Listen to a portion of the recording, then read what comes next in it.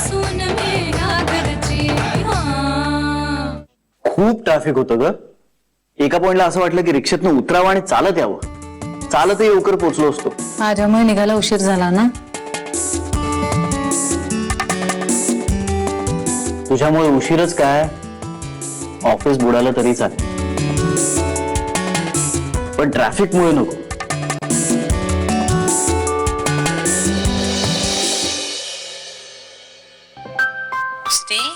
कुणी आलंय का? हो, मग नंतर बोलू.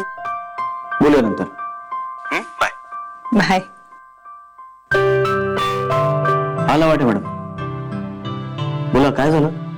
नेहमीच साहेब, सध्या परत उशीर होतोय ऑफिसला यायला. पण साहेब, खरंच माझ्या हातात काहीच नाहीये हो. घरात मुख्य बाहेर मुलाला एकट्याला सोडून मी नाही येऊ शकत ऑफिसला. आणि त्यात नवऱ्याची रात्रपाळी असली की दुसऱ्या दिवशी सकाळी तो घरी येईपर्यंत मी घर नाही सोडू शकत साहेब. बरं, पण त्यामुळे आज काही प्रॉब्लेम झालाय का? गेल्या महिन्यात असं बरेचदा झालं. मागे मला मॅडमनी बोलावूनही घेतलं होतं, पण आज त्या म्हणाले की उद्या परत उशीर होणार असेल तर कामावर येऊ नका म्हणून. साहेब, मला परत उद्या उशीर होणार आहे. मी ही नोकरी नाही गमावू शकत साहेब. लवाटे मॅडम, काय तुम्ही रडू नका बरं. साहेब, मी खोटं बोलत नाहीये हो. हवं तर तुम्ही घरी येऊन खात्री करून घ्या. महिन्यातून 15 दिवस माझ्या नवऱ्याची रात्रपाळी असते. माझा मुलगा फक्त 6 वर्षाचा आहे आणि त्याला सांभाळायला कोणाला ठेवण्याची आमची परिस्थिती नाहीये साहेब. त्याच्या औषध पाण्यावरही खूप खर्च होतो. ही नोकरी गेली तर आमचे खूप हाल होतील. नवऱ्याच्या एकट्याच्या कमाईवर आमचं नाही भागू शकत साहेब. लवाटे मॅडम, मी बघतो कंपनीकडनं काय करता येईल ते बघतो. नाही, मला आर्थिक मदत नको साहेब. फक्त थोडं उशिरा येण्याची सवलत द्या बस. लवाटे मॅडम, तेच तर अवघड आहे. म्हणजे जेव्हा मॅनेजमेंट मी बघत होतो ना, तेव्हा तुम्हाला ही सवलत देणं शक्य होतं, कारण मला माहित होतं की तुमचं कारण तितकं जेन्युइन आहे. पण आता सगळा कारभार मॅडम बघतायत. सगळी सूत्र भागीरथी मॅडमच्या हातात आहेत. आणि प्रत्येक माणसाची कंपनी चालवण्याची पद्धती वेगळी असते. म्हणजे इथे चूक की बरोबर हा मुद्दा नाहीये, पण भागीरथी मॅडम या खूप शिस्तप्रिय आहेत. त्यांच्याकडनं आपल्याला ही सवलत मिळवता येईल का हे मी तुम्हाला आता नाही सांगू शकत. खरंच खूप अवघड आहे. साहेब, मी तुमच्या पुढे हात जोडते हो. आता तुम्हीच माझी मदत करू शकता. लवाटे मॅडम, हे बघा, हात जोडू नका. मला तुमची अवस्था समजते, हा? पण मी तुम्हाला आता कुठल्याही खोट्या आशेवर ठेवणार नाही. भागीरथी मॅडम कडून ही सवलत मिळवणं फार सोपं नाहीये. पण तरीही मी बघतो काही करता येते का. या तुम्ही.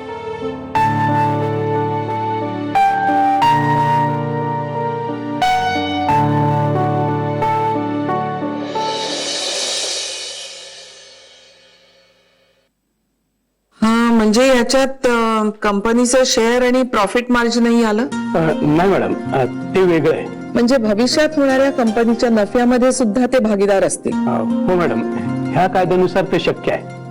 Good. So this is done. श्रीदेबाई, तुम्ही आता हे करा. काय करू मॅडम? श्रीनं कंपनीच्या अकाउंट मध्ये टाकलेले पैसे तुम्ही त्यांच्या अकाउंट मध्ये ट्रान्सफर करा. मॅडम, पण काय झालं? नाही, मी नंतर बोलते. या कॉन्ट्रॅक्ट संबंधात असेल तर आत्ताच बोला. आत्ताच त्याचा निर्णय व्हायला हवा. मॅडम, म्हणजे मला असं म्हणायचं होतं की कदाचित श्री सरांना हे नाही आवडणार. मग नको आवडू दे. हा व्यवहार आहे. हा कुणाच्या आवडीनिवडीनुसार केला जात नाही. त्यानं पैसे ट्रान्सफर केलेले मला सुद्धा आवडलं नव्हतं, पण कंपनीचा व्यवहार म्हणून मी ते मान्य केलंच ना. पण मॅडम, त्यांनी असं करायला नकार दिला तर? त्यांनी नकारण्याचा प्रश्नच येतो कुठे श्रीदेबाई. एक तर मी कायद्यात बसेल तेच करते, आणि दुसरं म्हणजे त्यांच्याच म्हणण्यानुसार या कंपनीची सर्वेसर्वा आता मी आहे. त्यामुळे मी सांगेन तेच होईल इथे. Okay madam. चला आता पुढचा मुद्दा. मॅडम, पुढचा मुद्दा असा आहे की ह्या ड्राफ्टनुसार कंपनी श्री सरांना 1 महिन्याची नोटीस देऊ शकते. पण श्री सरांनी जर कंपनी सोडण्याची नोटीस दिली तरी त्यांना कधी मोकळं करायचं हे ठरवण्याचा सर्वाधिकार कंपनीचा आहे.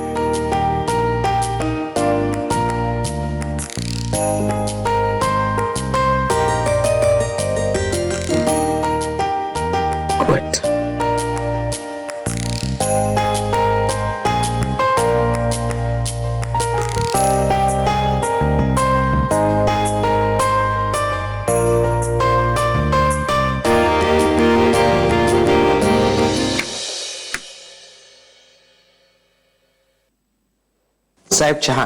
थँक्यू. ए नंदन. हा साहेब, एकच मिनिट थांब.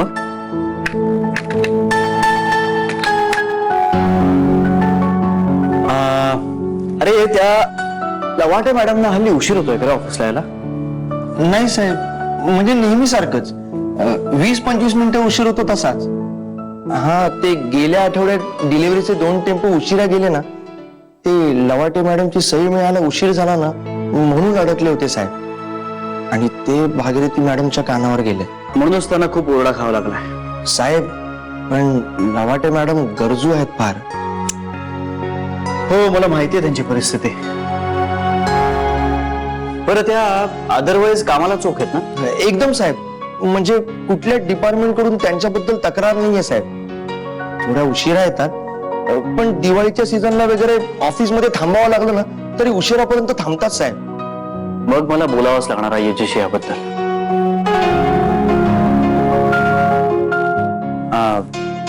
म्हणजे मॅडमशी बोलावं लागेल. साहेब, त्यांची नोकरी अडचणीत येणार नाही ना? मी आता तुला काहीच सांगू शकणार नाही नंदन. म्हणजे मी आता हे बोलायला जरी मॅडमकडे गेलो ना तरी त्या काय म्हणतील हे मी तुला आता नाहीच सांगू शकणार. कारण मुळात अशा वैयक्तिक सबबी त्यांच्याकडे घेऊन गेलेलोच त्यांना आवडत नाही. आणि त्यातनं जर कंपनीचं नुकसान होणार असेल मग तर नाहीच नाही. साहेब, पण त्या मुद्दामून उशिरा येणाऱ्यातल्या नाहीयेत. पण नंदन, कंपनीच्या मालकांनी असा विचार करून चालत नाही.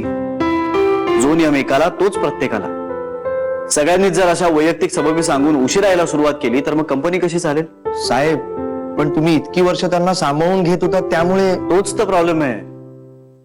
नियमांना धरून राहणाऱ्यांना कंपनीचा मालक बदलण्याचा कधीच फरक पडत नाही. पण ज्यांना सवलती मिळतात त्यांना मात्र खूप फरक पडतो.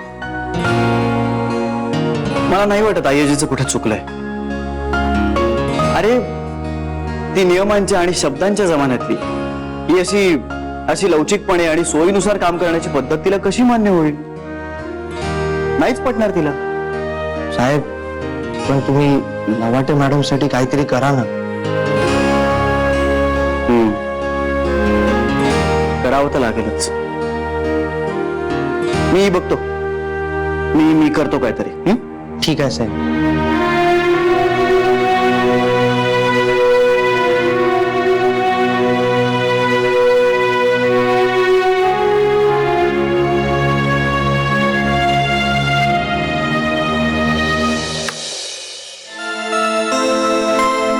ठीक आहे, हे झालं. थँक्यू.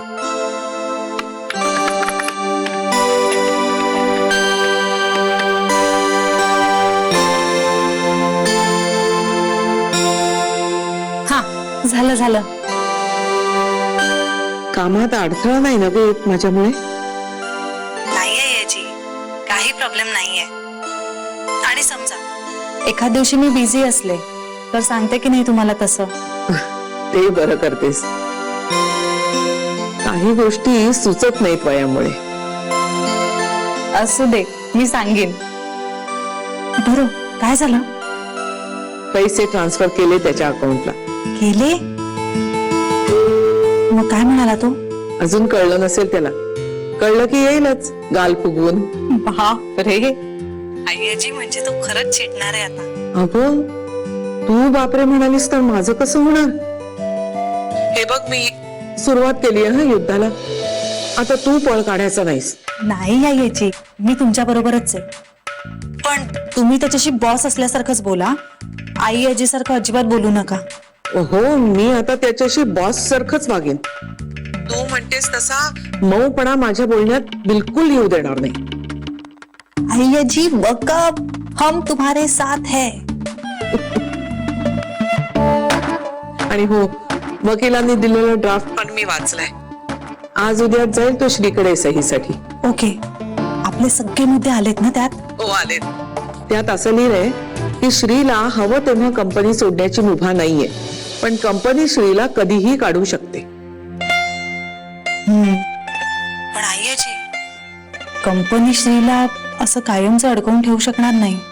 हो ग, पण हे सगळं कागदोपत्रीच आहे. कितीही कागदी घोडे नाचवले तरी श्री माझा नातू आहे आणि हे सगळं त्याचंच आहे, हे सत्य आहे. पण त्यानं काय होईल आपल्याला थोडा विचार करायला वेळ मिळेल. आता प्रश्न असा आहे की श्री त्यावर सही करेल का? बघूया. आई आजी, हल्ली मला त्याच्याशी खूप सांभाळून बोलावं लागतं. पटकन चिडतो, नाराज होतो, अबोला धरतो. अच्छा, पण तुमच्यात ती विरुद्ध स्टेज आली की नाही? विरुद्ध स्टेज म्हणजे? विरुद्ध स्टेज म्हणजे लग्नानंतर काही काळानं नवरा बायकोच्या आयुष्यात अशी एक स्टेज येते की जेव्हा बायको सांगेल त्याच्या बरोबर विरुद्ध नवरा करतो. आणि गंमत अशी की आपण असं काही करतोय हे त्याला माहिती पण नसतं. प्रतिक्षिप्त क्रियेसारखं होतं ते. आई आजी, मला हे माहितीच नव्हतं. म्हणजे त्या दृष्टिकोनात कधी बघितलंच नव्हतं, पण आता बघेन. म्हणजे मग मला कळेल आमच्यात ती विरुद्ध स्टेज आलीये की नाही. अगं, विरुद्ध स्टेज आली नाही असं जोडतच नाही या जगात. आमच्यात तर 6 महिन्यातच आली होती. हो?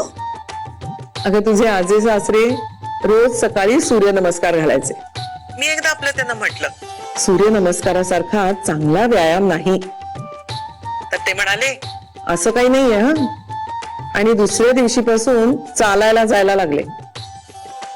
केवळ मला विरोध करायचा म्हणून त्यांनी आपला व्यायाम बदलला, नाहीतर आयुष्यभर सूर्यनमस्कार घालत बसले असते. पण बरं झालं, हळूहळू मी सुद्धा सकाळी त्यांच्या बरोबर चालायला जायला लागले. तर बघ, विरुद्ध स्टेज आलीये का? हे मस्त आहे.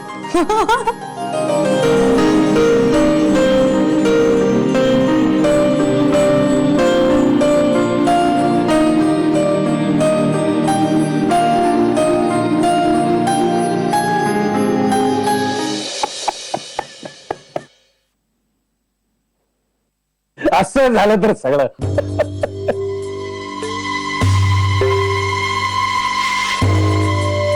तोंड गोड करणार. आपटे, हे सगळं माझ्यामुळे झालंय. काय बोलताय तुम्ही? Sorry sorry sorry. तुमचं जेवण व्हायचं नाही का? पण नंतर गोड खाऊया. गोड खाऊया आणि पिऊया देखील. येणार थोडं पिऊया ना? नाही, नको. का? नाही म्हणजे? म्हणजे तुम्ही पीत नाही का आत्ता? आपटे, मी पितच नाही. हेच तुम्हा मुलांचं चुकतं. म्हणजे फार बंधनं घालून घेतो तुम्ही स्वतःवर.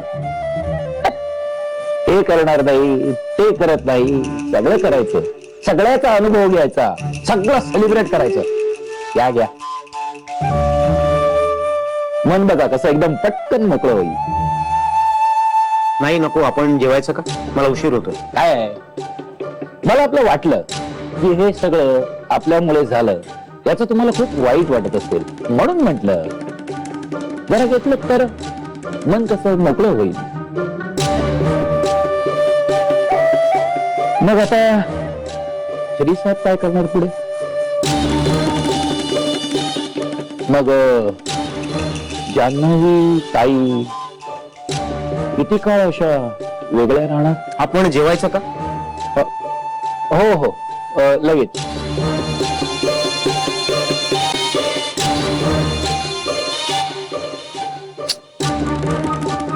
आता जान्हवी ताई नाही, तिने एवढी स्वप्न पाहिली, काय होणार तिचं? आपटे, मी जे काही तुम्हाला सांगितलंय, म्हणजे आपलं जे काही बोलणं झालंय, प्लीज कुठं बोलू नका. कसं नाही म्हणजे कसं बोलणार ना? माझ्याशी कोणीच बोलत नाही हो. मी फक्त माझ्या बायकोशी बोलतो, मेलेल्या. आता कसा होणार श्री साहेब आणि जान्हवीचा संसार सुखाचा? सगळं उत्तम होईल. भाऊजी हुशार आहेत, कर्तबगार आहेत, सगळं करतील ते व्यवस्थित. एवढी काळजी नका करू तुम्ही. वाईट वाटलं.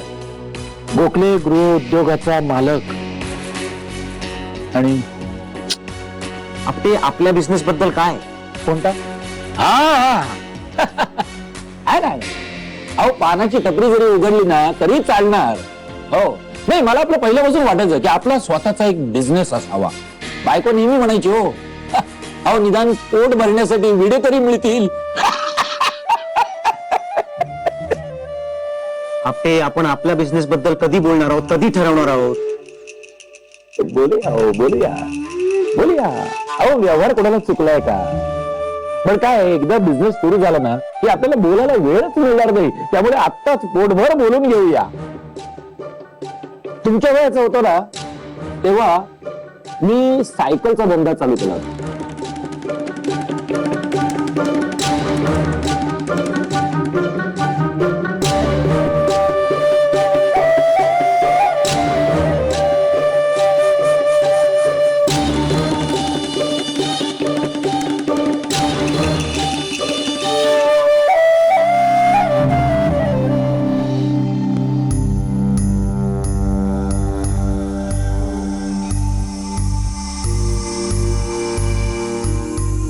पेंट्याचा फोन आहे ना, मी आता भंगारात देऊन टाकणार आहे. काही उपयोग नाहीये त्याचा. जेव्हा काही उपयोग करायचा म्हटला तर तोही करायचा नाही. तू फोन करून बघितलास का त्याला? अहो मिस कॉल पण देऊन झाला, कॉल जातच नाहीये. तर काही नाही, उकिरडे फुंकायची सवय लागली ना त्याला, ती काही आता जात नाही. परत चालू झालंय की काय त्याचं नाक्यावर बसून चकाट्या पिटणं? नाही नाही, पिंट्यामध्ये काहीतरी चांगला बदल होतोय. तो नक्कीच कुठेतरी कामात असेल. काय कामात? हो बरोबरच आहे. माझ्या डोक्याला घोर लावण्याचं काम चालूच आहे ना त्याचं. तुम्हाला मी सांगते, हा पोरगा आहे ना नक्की वाया गेलेला आहे बघा. आता आपण अपेक्षा करतो ना त्याच्याकडनं, ते चुकतं आपलं. हे बघ, तू जरा कमी बोलत जा त्याला. बोलून बोलून घुसमट करू नकोस त्याची. जरा विचार करायला मोकळीक मिळू दे त्याला. मोकळी? त्यापेक्षा मी म्हणते आपण त्याला अडकवूनच टाकूया. असा अडकवून ठेवला ना की गाव उंडारायला त्याला वेळच मिळणार नाही. अगं, इतक्या सहजासहजी नोकरी नाही मिळत हल्लीच्या काळात. सहज मिळेल. अगदी डोळे उघडे ठेवून पाहिलं ना तर अगदी सहज नोकरी मिळेल त्याला. अहो आपल्या जानूची कंपनी आहेच की, गोखले गृहोद्योग. अनेक माणसांचं पोट भरतंय त्याच्यावर. आता ह्याला काही त्या नोकरीत चिकटवता येणार नाही का? पण तुम्हा लोकांना ह्या गोष्टी सुचतच नाहीत. चांगलंय, असं काही आम्हाला सुचत नाही ते. मग बसा नोकरीसाठी वणवण करत. तुम्हाला ना इच्छाच नसते मेरी. आता जानूने पण असं नको का म्हणायला? तिने तिच्या कंपनीत ह्याच्यासाठी शब्द टाकला तर त्याला सहज मिळून जाईल नोकरी. पण नाही, नुसतं आपलं भाऊ भाऊ करायचं. आता भावाला अडचणीच्या वेळेला मदत नको का करायला? त्याला काय अर्थ आहे? हे बघ, जानू कुठेही शब्द टाकणार नाहीये आणि मी तिला तसं करू देणार नाही. पिंट्याला जे काही मिळवायचं ना ते त्याचं त्याने धडपड करून मिळवलं पाहिजे. कोणी घास तोंडाशी आणून देणार नाही त्याच्या. भले मग वेळ लागला तरी चालेल, पण जे काही करायचं ते स्वतःच्या हिमतीवर, बहिणीच्या जीवावर उड्या नाही मारायच्या. या वयात उमेद असते, टक्के टोणपे सहन करायची ताकद असते. करू दे ना त्याला काय करायचं ते कुणाच्या मदतीशिवाय. झालं, अर्धी लाकडं मसणात गेली ह्यांची थेर पाहता पाहता. आता उरलेली अर्धी जातील, पण ह्यांचा काही जम बसणार नाही. थोडात आडातच नाही तर पोहऱ्यात कुठून येणार? माझं ऐकलं असतं ना तर खूप चांगलं झालं असतं. एवढ्यात पिंट्याला नोकरी लागली असती, त्याने त्याचं स्वतःचं घर घेतलं असतं, आईसाठी 4 दागिने पण केले असते. अहो अहो मी तुमच्याशी बोलतेय, तुम्ही ऐकताय ना?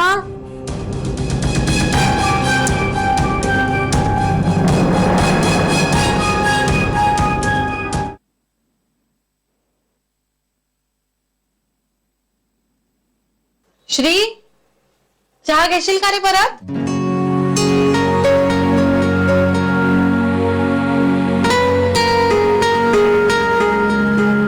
काय रे चहा घेशील का परत? नाही नको, आता मी चहा कमी करायचा ठरवला. अस्वस्थ दिसतोयस म्हणून मी म्हंटल परत घेशील का चहा? नाही अगं, अस्वस्थ वगैरे नाहीये. डायरेक्ट जेवशीलच का मग? नाही, आता भूक पण नाहीये मला. ऑफिस मध्ये काही घडलंय का? अगं नाही घडलंय असं नाही. ऑफिसमध्ये एक मॅडम आहेत, लवाटे मॅडम म्हणून, त्यांचा एक प्रॉब्लेम झालाय. तोच प्रॉब्लेम कसा सॉल्व्ह करू कळत नाही. ऑफिसमध्ये काही घडलं ना की खूप काळजी वाटते ग. फार अस्वस्थ व्हायला होतं. काय झालंय?